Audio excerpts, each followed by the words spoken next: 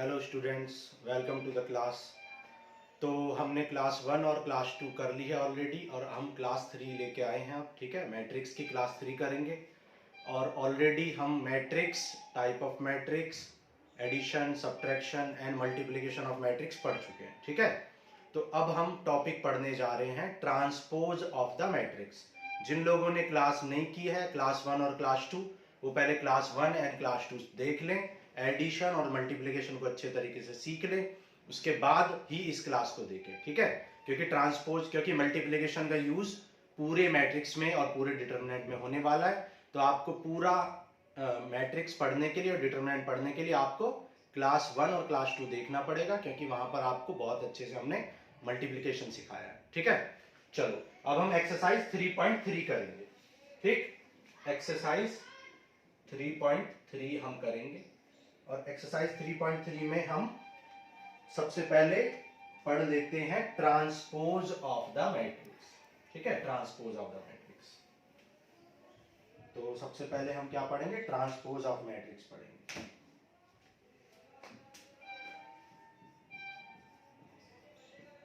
Transpose of a matrix. ठीक है, किसी भी मैट्रिक्स का ट्रांसपोज किसे कहते हैं?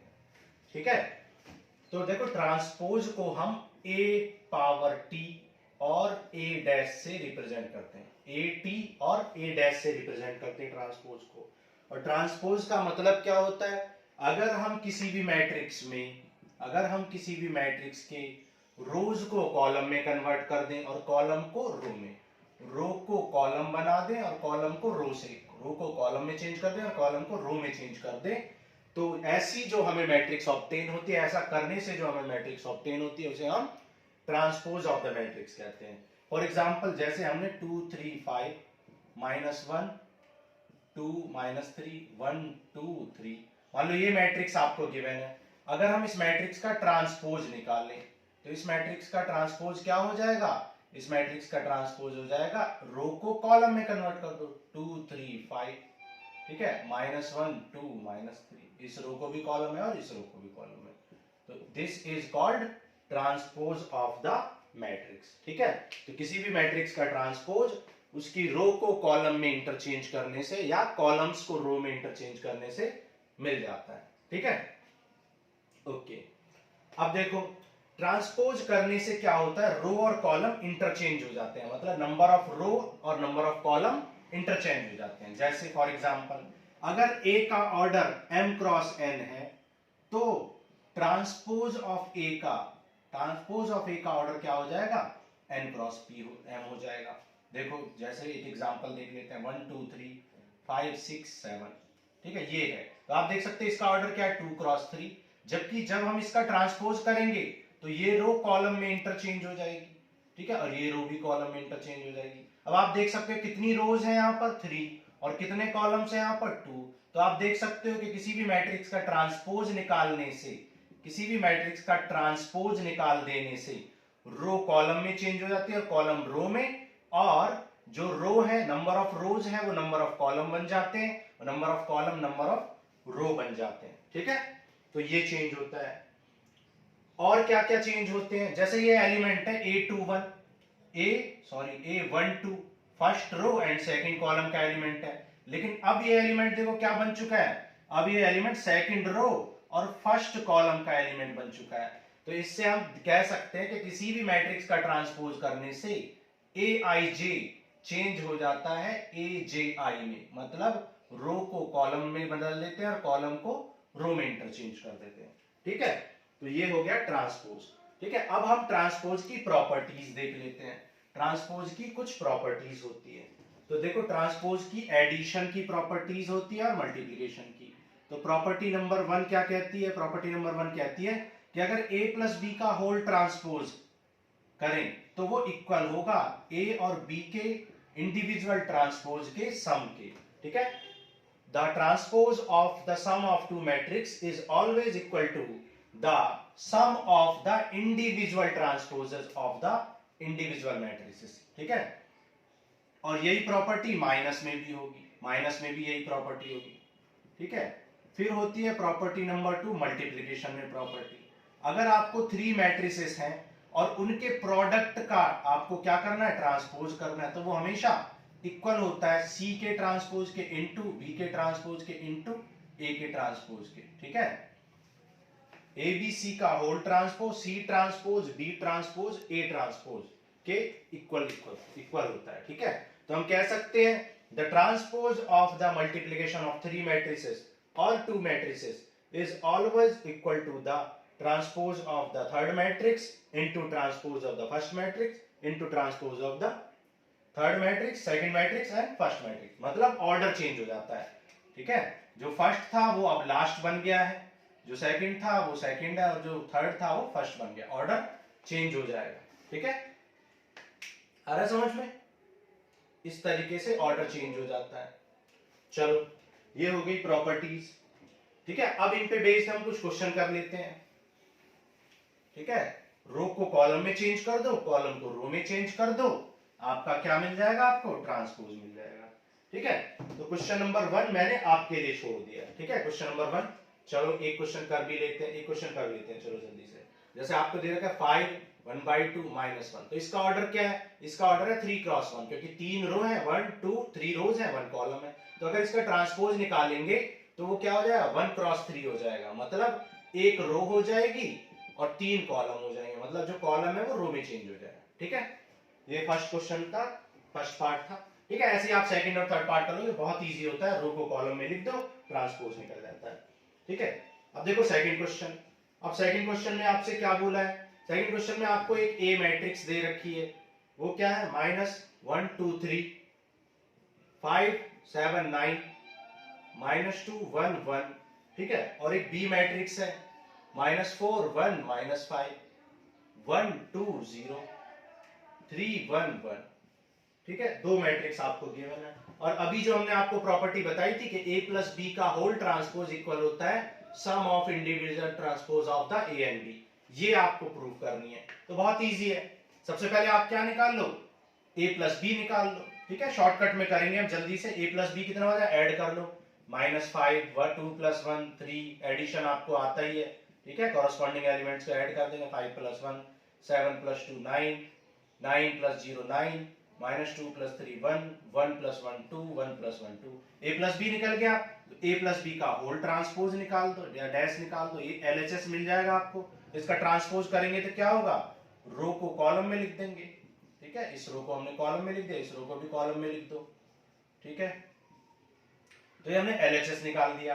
अब राइट हैंड साइड में हमें क्या करना है, राइट हैंड साइड में हमें क्या करना है, a dash plus b dash निकालना है। तो a डैश निकाल लो सबसे पहले, a डैश क्या हो जाएगा, -1 2 3, रो को कॉलम में लिख दो, 5 7 9, ठीक है, और -2 1 1, ठीक है। रो को हमने कॉलम में लिख दिया, a डैश निकल गया। सिमिलरली b डैश निकाल लो, b डैश क्या हो जाएगा, -4 1 -5 -4 1 -5, फिर 1 2 0 3 1 1, ठीक है। ये हमने निकाल लिया, तो ये a dash plus b dash निकल गया, ओके। अच्छा अब देखो, अब a dash plus b dash कर दो, a dash plus b dash निकाल दो। इसका जब डैश निकालोगे तो क्या आ जाएगा, -1 + -5 4 -5 5 + 6, ठीक है, ऐड कर लो, -2 9 2।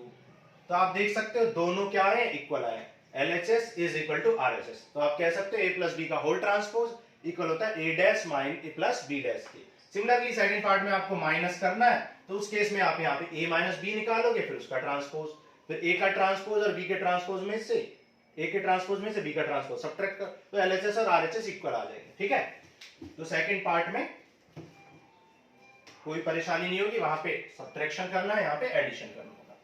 चलो आगे चलते हैं, आगे देखो, ठीक है। अब देखो क्वेश्चन नंबर 3 सेम है, क्वेश्चन नंबर 2 और 3 सेम है, ठीक है। अब क्वेश्चन नंबर 4 करते हैं।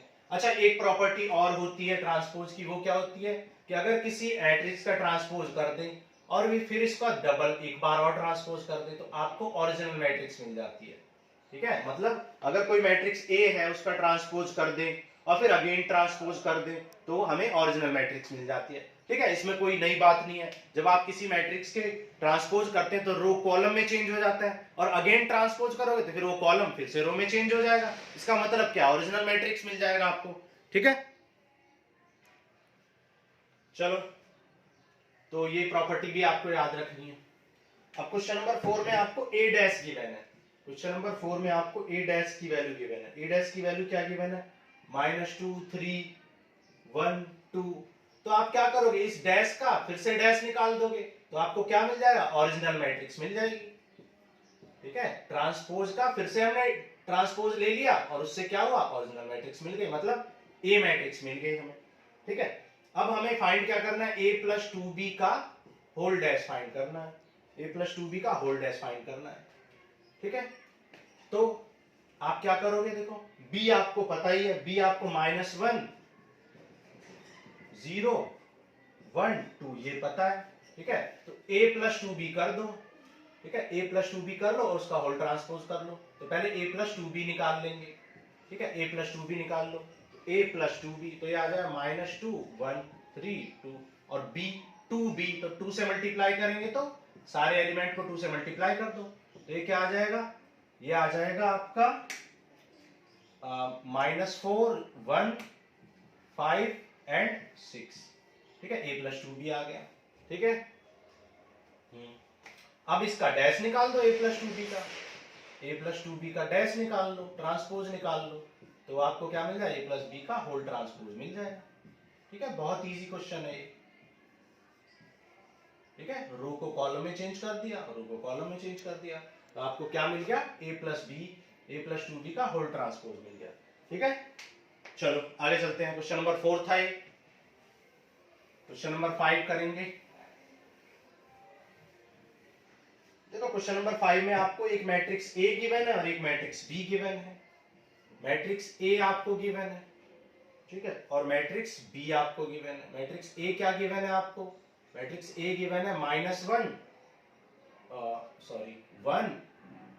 -4 एंड 3, और मैट्रिक्स B आपको गिवन है, B गिवन है -1 2 और 1। तो आपको क्या निकालना है, आपको प्रूफ करना है कि a प्लस बी का होल डैश इक्वल होता है b dash into a dash के। ठीक है, ये प्रॉपर्टी मैंने बताई थी आपको। ठीक है, तो a प्लस बी का होल डैश इक्वल होता है b dash into a dash के। तो पहले a इंटू बी निकाल लो। a इंटू बी निकालना हमें आप तो सिखा चुके हैं, 1 -1 3, ठीक है, -1 2 1।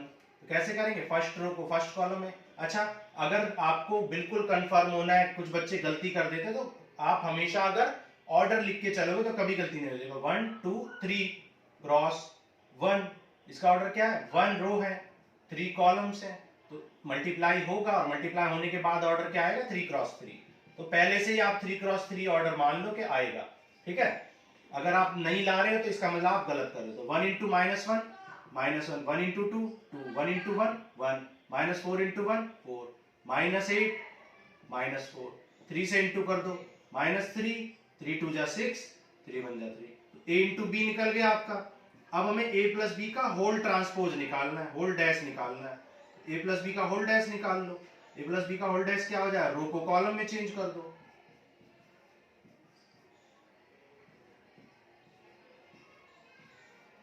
ठीक है, हमने इस रो को -1 2 1 को रो को कॉलम में लिख दिया। ठीक है, सारे रोज को कॉलम में लिख दिया। ये आपका क्या आ गया, a प्लस बी का होल डैश आ गया। सिमिलरली ये LHS आ गया आपका लेफ्ट हैंड साइड। अब आपको राइट हैंड साइड में क्या निकालना है, b dash into a dash निकालना है। तो b डैश निकाल लो पहले। b डैश कितना हो जाएगा, -1 2 1 आ जाएगा। ठीक है, रो को कॉलम में लिख दिया। ऐसे a डैश आ जाएगा। a डैश क्या आ जाएगा आपका, a डैश आपका आ जाएगा 1 1 4 1 -4 3 को कॉलम में है तो रो में लिख दूंगे 1 -4 एंड 3, ये हमने कॉलम में लिख दिया। ठीक है, अब हमें क्या निकालना है, b dash into a dash निकालना है। b dash into a dash निकालना है। b डैश क्या आ जाए, -1 2 1, और a डैश कितना है 1 -4 एंड 3, तो कर दो मल्टीप्लाई। ठीक है, यहाँ पे फिर से देखो कितनी रो है, 3 रोज है, 1 कॉलम है, 1 रो है, 3 कॉलम है, तो ऑर्डर क्या आने वाला है, 3 क्रॉस 3 आने वाला है। तो -1 इंटू 1 -1, -1 इंटू 4 +4, -1 इंटू 3 -3। ठीक है, 2 इंटू 1 2 -8 6, फिर 1 से कर दो 1 -4 3, तो आप देख सकते हो कि ए बी का होल डैश इक्वल आया B dash into A dash के, ठीक है। इसका मतलब LHS is equal to RHS, ठीक है। क्वेश्चन नंबर 5, ये क्वेश्चन भी आने के बहुत चांस है, ठीक है। 99% चांसेस है कि ये क्वेश्चन ही पूछा जाएगा, ठीक है। डेटा भले ही चेंज कर दे, लेकिन इस ऑर्डर के क्वेश्चन बहुत ज्यादा पूछे जाते हैं 3x1 एंड 1x3 के, ठीक है, क्योंकि इस ऑर्डर में बच्चे गलती कर देते हैं बहुत सारे। चलो आगे चलते हैं, क्वेश्चन नंबर 6।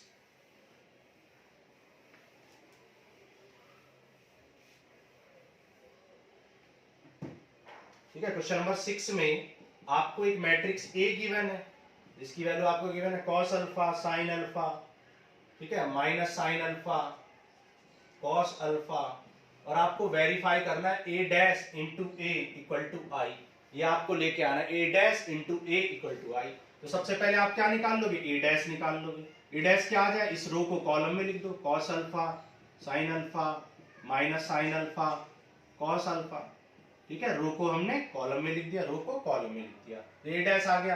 अब आपको क्या निकालना है, ए डैश इंटू ए निकालना है।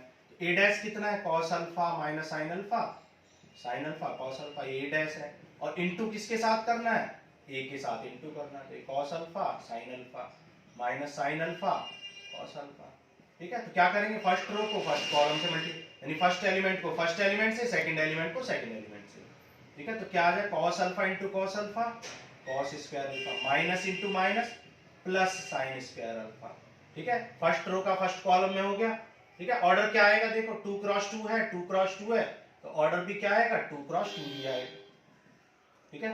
फिर cos alpha into sine alpha, तो साइन अल्फा cos अल्फा हो जाएगा, और sine alpha into cos alpha ये minus sine alpha cos alpha हो जाएगा, तो इससे कैंसिल हो जाएंगे। ऐसे साइन अल्फा इसको इसमें करेंगे तो sine alpha cos alpha minus sine alpha cos alpha हो जाएगा, ठीक है।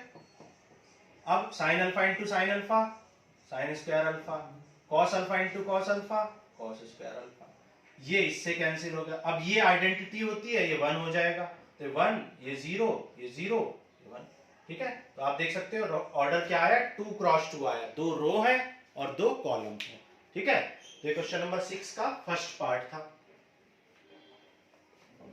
ठीक है। सेकंड पार्ट आपको खुद करना है, बिल्कुल सेम टू सेम ऐसा ही क्वेश्चन है, और दोनों क्वेश्चंस के आने के बहुत ज्यादा चांसेस हैं, ठीक है। अब देखो आगे चलते हैं, आगे चलने के लिए हमें पढ़ना पड़ेगा सिमेट्रिक मैट्रिक्स, ठीक है। Symmetric matrix and skew symmetric matrix, symmetric matrix and skew symmetric matrix, symmetric matrix and skew symmetric matrix.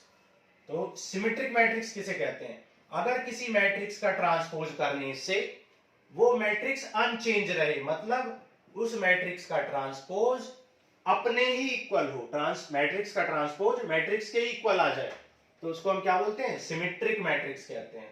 और स्क्यू सिमेट्रिक किसे कहते हैं, स्क्यू सिमेट्रिक मैट्रिक्स किसे कहते हैं, जिसमें किसी भी मैट्रिक्स का ट्रांसपोज अपने मैट्रिक्स के ही नेगेटिव के इक्वल आ जाए, मैट्रिक्स का ट्रांसपोज मैट्रिक्स के नेगेटिव के इक्वल आ जाए, तो उसे क्या कहते हैं, स्क्यू सिमेट्रिक कहते हैं। अब क्वेश्चन नंबर 7 में आपसे पूछा है कि प्रूफ करो कि ये सिमेट्रिक है। आपको एक मैट्रिक्स दे रखी है 1 -1 5 -1 2 1 5 1 3, तो आप क्या करोगे, इसका डैश निकाल दोगे। तो इसका डैश निकालो, जब इसका डैश निकालोगे या ट्रांसपोज निकालोगे तो रो को कॉलम में लिख दो, 1 -1 5, इस रो को भी कॉलम में -1 2 1 5 1 3 को 5 1 3। तो आप देख सकते हो कि इसका ट्रांसपोज करने से भी मैट्रिक्स देखो अनचेंज है, ये मैट्रिक्स खुद यही है, इसका मतलब आप कह सकते हो 80 खुद किसके इक्वल आ गया, ए के इक्वल ही आ गया। इसका मतलब hence A is symmetric matrix, A क्या है, सिमेट्रिक मैट्रिक्स है, क्योंकि ए का ट्रांसपोज अपने इक्वल है, इसलिए ए सिमेट्रिक मैट्रिक्स है, ठीक है। ऐसे सेकंड पार्ट में बोला है, सेकंड पार्ट में आपको एक और मैट्रिक्स दे रखा है, ठीक है। सेकंड पार्ट में आपको मैट्रिक्स दे रखा है 0 1 -1 0 1, ठीक है, और 0 1 -1 ये दे रखा है। तो आप इसका ट्रांसपोज निकाल लो, इसका ट्रांसपोज निकालो तो ये रो कॉलम में चेंज हो जाएगा, रो कॉलम में चेंज हो जाएगा। अब आप देखो कि ये जो आपने ट्रांसपोज निकाला ये ए के इक्वल नहीं है, देख लो नहीं है, यहाँ 1 है तो यहाँ -1 है, या -1 है तो यहाँ 1 है। लेकिन अगर हम इसमें माइनस कॉमन ले लें तो ये a के इक्वल हो जाएगा। जैसे हम इसमें से माइनस कॉमन निकालेंगे, ये क्या हो जाएगा 0 1, ये -1, जो नेगेटिव है वो पॉजिटिव हो जाएंगे, जो पॉजिटिव है वो नेगेटिव हो जाएंगे माइनस कॉमन लेने से। तो अब ये किसके इक्वल आ चुका है, a के। इसका मतलब a का ट्रांसपोज किसके इक्वल आ गया है, -a के इक्वल आ गया। मैंने आपको बताया था जब a का ट्रांसपोज -a के इक्वल आ जाए तो उसे स्क्यू सिमेट्रिक कहते हैं। हम कह सकते हैं hence a is skew symmetric. a क्या है, स्क्यू सिमेट्रिक है, क्योंकि a का ट्रांसपोज अपने नेगेटिव के इक्वल है। ठीक है, तो क्वेश्चन नंबर 7 था, समझ आ गया होगा आपको। ओके, चलो आगे करते हैं, क्वेश्चन नंबर 8 करेंगे।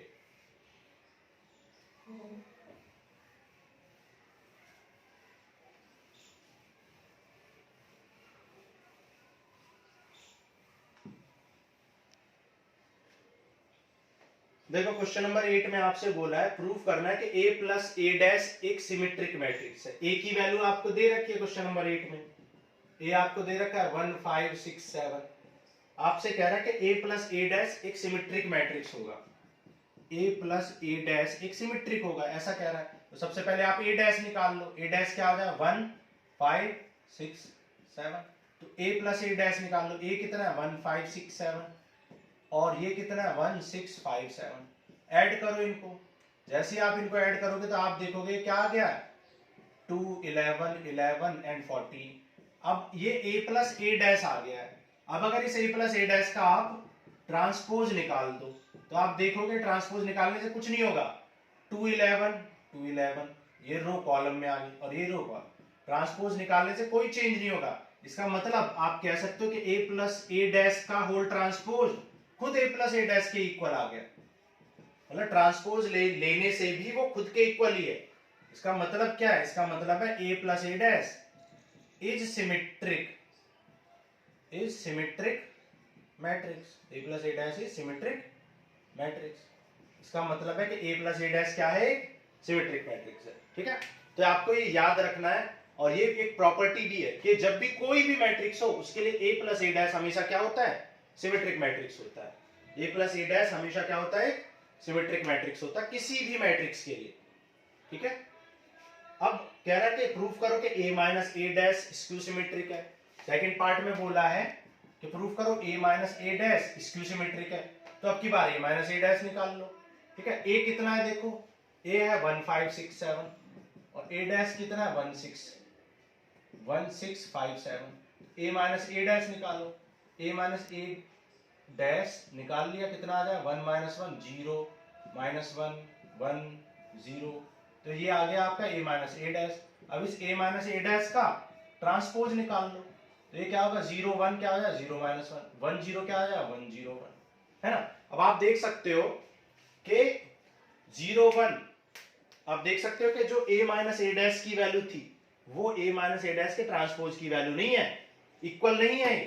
तो अगर मैं यहाँ माइनस कॉमन निकाल लूं तो आप देखोगे कि जो 1 है वो -1 हो जाएगा, 1 -1 प्लस 1 हो जाएगा। अब आप देख सकते हो कि ये किसके इक्वल आ गया, a माइनस ए डैश के। अब ये a माइनस ए डैश के इक्वल आ गया है। इसका मतलब a माइनस ए डैश का होल डैश किसके इक्वल आ गया है, a माइनस ए डैश के नेगेटिव के इक्वल आ गया, नेगेटिव के। ठीक है, नेगेटिव के इक्वल आया है।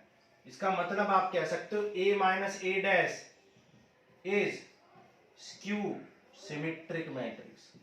a माइनस ए डैश क्या है, स्क्यू सिमेट्रिक मैट्रिक्स है। a minus A dash is a skew symmetric matrix.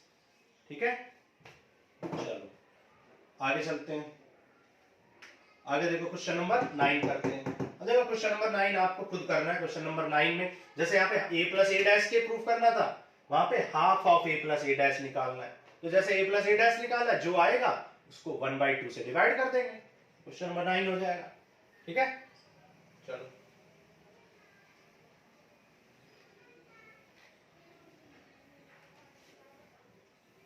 देखो क्वेश्चन नंबर 10 करते हैं। कह रहा है कि prove show the following matrices, express the following matrices as the sum of symmetric and skew symmetric. मतलब आपको एक मैट्रिक्स दी है और उस मैट्रिक्स को किसकी फॉर्म में लिखना है, sum of symmetric and skew symmetric. Sum of symmetric मतलब एक पार्ट सिमेट्रिक हो और एक पार्ट स्क्यू सिमेट्रिक हो, इस फॉर्म में लिखना है, ठीक है। अच्छा, अब देखो इसको समझने के लिए आपको एक कॉन्सेप्ट समझना पड़ेगा, एक थ्योरम समझनी पड़ेगी। देखो हमने आपको अभी बताया कि a प्लस ए डैश हमेशा क्या होता है, सिमेट्रिक होता है, और a माइनस ए डैश क्या होता है, स्क्यू सिमेट्रिक होता है। ये आपको अभी बताया, ये हमेशा होता है कोई भी मैट्रिक्स हो, ठीक है। तो हमें किसी मैट्रिक्स A को किसमें चेंज करना है, सिमेट्रिक और स्क्यू सिमेट्रिक में चेंज करना है। तो हमने क्या किया, इस A को पहले तो क्या किया, a/2 प्लस a/2 लिख दिया, मतलब हाफ a और हाफ a एक इक्वल हो जाएगा। अब हमने क्या किया, a'/2 माइनस कर दिया, एक बार प्लस कर दिया, एक बार माइनस कर दिया, तो इससे क्या होगा, a'/2 cancel, a/2 a/2 a हो जाएगा, तो इसका मतलब LHS और RHS इक्वल है। अब इसमें हाफ कॉमन ले लो, हाफ कॉमन लोगे तो a प्लस ए डैश आएगा, और यहाँ हाफ कॉमन लोगे तो a माइनस ए डैश। लेकिन हमने अभी प्रूफ किया है कि a प्लस ए डैश क्या होता है, सिमेट्रिक, और a माइनस ए डैश क्या होता है, स्क्यू सिमेट्रिक होता है। इसका मतलब अगर किसी भी मैट्रिक्स A को हमें ब्रेक करना है तो हम क्या करेंगे, a प्लस ए डैश का हाफ निकाल लेंगे और a माइनस ए डैश का हाफ निकाल लेंगे, वही पार्ट्स क्या हो जाएंगे, एक पार्ट सिमेट्रिक हो जाएगा और ये वाला पार्ट स्क्यू सिमेट्रिक हो जाएगा, ठीक है। तो किसी भी मैट्रिक्स को इस तरीके से हम एक्सप्रेस कर सकते हैं, ठीक है। चलो क्वेश्चन के थ्रू समझते हैं इस चीज को। क्वेश्चन नंबर 10, क्वेश्चन नंबर 10 में आपको एक मैट्रिक्स दे रखी है 3 5 1 -1, ये एक मैट्रिक्स गिवन है, कह रहा है express the matrix as the sum of symmetric and skew symmetric. तो इस मैट्रिक्स को आपको सिमेट्रिक और स्क्यू सिमेट्रिक की फॉर्म में कन्वर्ट करना है। तो हमने आपको अभी दिखाया कि किसी भी मैट्रिक्स को सिमेट्रिक और स्क्यू सिमेट्रिक में बदलना है तो आपको क्या करेंगे, a plus A dash half और a minus A dash half निकाल लोगे, ठीक है। तो पहले क्या निकालोगे आप, a प्लस ए डैश निकाल लो, तो शॉर्टकट कर लेते हैं, चलो यहाँ कर लेते हैं। a डैश कैसे निकलता है, रो को कॉलम में लिख दो, कॉलम को रो में, तो a डैश निकल गया। अब a प्लस ए डैश निकाल लो, तो 3 5 1 -1 में से सब्ट्रैक्ट कर दो 3 1 5 -1, ऐड कर दो 3 प्लस सॉरी प्लस निकाल रहे हैं अभी हम, 3 प्लस 3 6, 5 प्लस 1 6, 1 प्लस 1 6 -2, ठीक है। तो हमने क्या किया, ऐड कर दिया। अब सब्ट्रैक्ट कर दो, अब इसको सब्ट्रैक्ट कर दो। अच्छा ऐड कर दिया, इसको हाफ भी करो क्योंकि half of a plus A dash निकालना है ना आपको, तो half of a plus A dash क्या हो जाएगा, हाफ से डिवाइड कर दो, तो हो जाएगा 6 6 2 -2। तो जब हाफ से डिवाइड करोगे तो ये क्या आ जाएगा, 3 3 3 -1, ठीक है। ये आपका आ जाएगा a plus A dash. Similarly a minus A dash निकाल लो, a माइनस ए डैश कैसे निकलेगा, देखो a माइनस ए डैश कैसे निकलेगा, a कितना है 3, ये है, माइनस कर लो डायरेक्टली, 3 - 3 0, 5 - 1 4, 1 - 5 -4 -1 -1 0। इसका मतलब हाफ ऑफ a मान, अब हाफ से डिवाइड कर दो तो आ जाए 0 2 -2 0, ठीक है। तो आपको दोनों पार्ट मिल गए, और हमने आपको बताया था ये पार्ट क्या होता है, सिमेट्रिक होता है, और ये पार्ट क्या होता है, स्क्यू सिमेट्रिक होता है। तो पुट कर दो इनको, तो मैट्रिक्स A की वैल्यू क्या है, मैट्रिक्स A की वैल्यू 3 5 1 -1, और ये किसके इक्वल है, ये इसके इक्वल है 3 3 3 -1 प्लस ये है 0 2 -2 0, ठीक है। तो आप देख सकते हो कि अगर आप इनको ऐड करोगे 3 + 0 3 3 + 2 5 3 + -2 1 -1 + 0 1, तो आपने वेरीफाई कर लिया कि ये जो मैट्रिक्स है इनका सम इसके इक्वल है। अब ये भी वेरीफाई कर लेते हैं कि ये सिमेट्रिक है या नहीं, देखो कर लो। देखो 3 को, ये 3 3 को अगर कॉलम में लिखोगे, 3 3 को कॉलम में लिखोगे तो 3 3 ही आएगा, है ना। देखो चेक करा देते हैं, देखो इस रो को आप कॉलम में लिख लो और इस रो को भी कॉलम में लिख लो, क्या कोई फर्क पड़ा, नहीं, इसका मतलब ये सिमेट्रिक है। अच्छा इस रो को कॉलम में लिख लो और इस रो को भी कॉलम में लिख लो, क्या कोई फर्क पड़ा, हाँ फर्क पड़ा, माइनस कॉमन लोगे तो ये आ जाए, इसका मतलब ये एंटी सिमेट्रिक है, एंटी सिमेट्रिक है और ये सिमेट्रिक है, मतलब स्क्यू सिमेट्रिक है और ये सिमेट्रिक है। आ गया समझ में। तो हमें एक्सप्रेस करना था किसी भी मैट्रिक्स को sum of symmetric and skew symmetric में। आ गया होगा आपको समझ में, ठीक है। बाकी पार्ट आपको खुद सॉल्व करने, प्रैक्टिस करनी पड़ेगी आपको, ठीक है, प्रैक्टिस के बिना कुछ नहीं हो सकता। चलो आगे चलते हैं।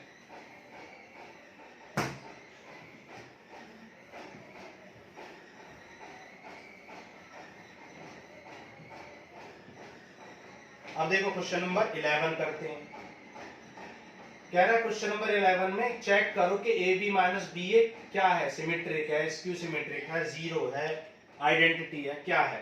तो देखो जीरो तो ये बिल्कुल नहीं होगा, क्योंकि ए बी में से ए बी और बी ए इक्वल नहीं होते हैं। आपको बताया था multiplication of matrices do not follows commutative law. तो ये कम्यूटेटिव लॉ को फॉलो नहीं करेगा, इसका मतलब ए बी और बी ए इक्वल नहीं होता है, इसका मतलब ये कैंसिल नहीं होंगे, जीरो नहीं बनाएंगे, तो ये जीरो मैट्रिक्स तो बिल्कुल नहीं है। तो चेक करेंगे सिमेट्रिक है, स्क्यू सिमेट्रिक है। सिमेट्रिक स्क्यू सिमेट्रिक के लिए क्या करते हैं, ट्रांसपोज निकालते हैं। तो ए बी माइनस बी का ट्रांसपोज निकालेंगे। लेकिन हमने आपको प्रॉपर्टी बताई थी कि ए माइनस बी का होल ट्रांसपोज इक्वल होता है A transpose minus B transpose के। तो ये अगर ये ए है और ये बी है, तो इसका होल ट्रांसपोज किसके इक्वल है, फर्स्ट का ट्रांसपोज माइनस सेकंड का ट्रांसपोज। और हमने आपको एक और प्रॉपर्टी बताई थी कि अगर कोई ए बी का ट्रांसपोज निकालना है तो वो किसके इक्वल होता है, B transpose into A transpose के। तो ए बी का ट्रांसपोज किसके इक्वल आ जाए, B transpose into A transpose के। और ये बी ए का ट्रांसपोज किसके, A transpose into B transpose. लेकिन क्वेश्चन में गिवन है कि A and B are symmetric matrix. आपको ये गिवन है, आपको ये गिवन है कि ए एंड बी सिमेट्रिक है। तो जब ए एंड बी सिमेट्रिक है तो ए का डैश ए के इक्वल होगा और बी का डैश बी के इक्वल होगा, क्योंकि क्वेश्चन ने बोला है कि ए भी सिमेट्रिक है और बी भी। तो ए का ट्रांसपोज ए के इक्वल होगा और बी का ट्रांसपोज बी के इक्वल होगा। ठीक है, इसलिए बी के ट्रांसपोज को क्या लिख सकते हैं, बी, ए के ट्रांसपोज को A transpose A, B transpose B.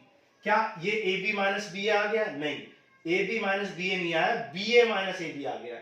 तो माइनस अगर हम कॉमन ले लें तो ये क्या बन जाएगा, ए बी माइनस बी ए। तो आप कह सकते हो कि A B minus B A का ट्रांसपोज होल ट्रांसपोज इक्वल आया है ए बी माइनस बी ए के नेगेटिव के। ठीक है, ट्रांसपोज की वैल्यू नेगेटिव के इक्वल बन गई है। इसका मतलब क्या है, इसलिए hence A B minus B A is skew symmetric. Skew symmetric है क्योंकि उसके ट्रांसपोज की वैल्यू उसके नेगेटिव के इक्वल आ गई है, नेगेटिव के इक्वल आ गई है। इसका मतलब क्या है कि ये स्क्यू सिमेट्रिक है। ठीक है, आगे समझ में क्वेश्चन नंबर 11। चलो आगे चलते हैं, क्वेश्चन नंबर 12 करेंगे।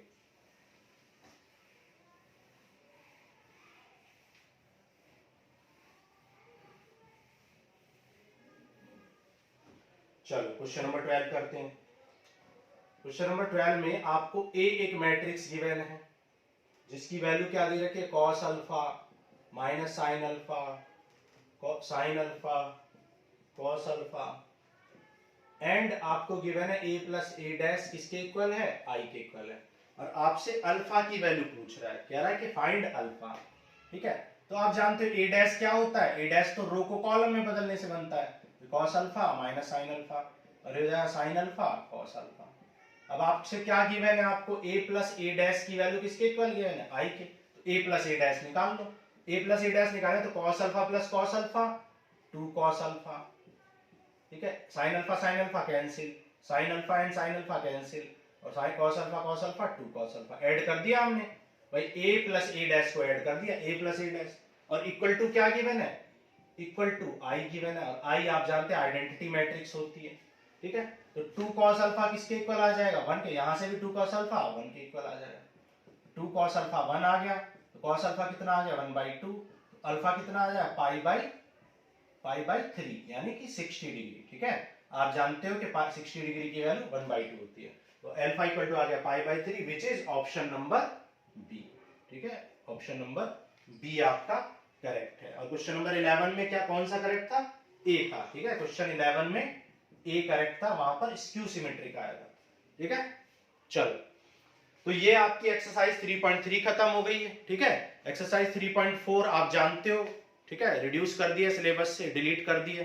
ठीक है, तो अब आपको कौन सी एक्सरसाइज करनी है, मिसलिनियस एक्सरसाइज करनी है आपको। ठीक है, तो मिसलिनियस एक्सरसाइज में हम जो मोस्ट इंपॉर्टेंट क्वेश्चंस होंगे उनको डिस्कस करेंगे और उसके बाद हमारा मैट्रिक्स चैप्टर खत्म हो जाएगा। ठीक है, फिर नेक्स्ट चैप्टर स्टार्ट करेंगे। चलो ओके, थैंक यू बच्चों।